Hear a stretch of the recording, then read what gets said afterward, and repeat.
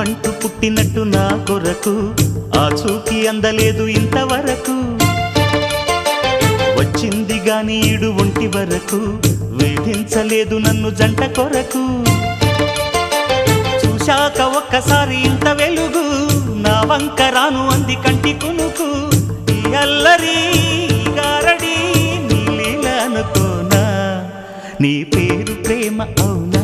ఇవాళే నిన్ను పోల్చుకుందా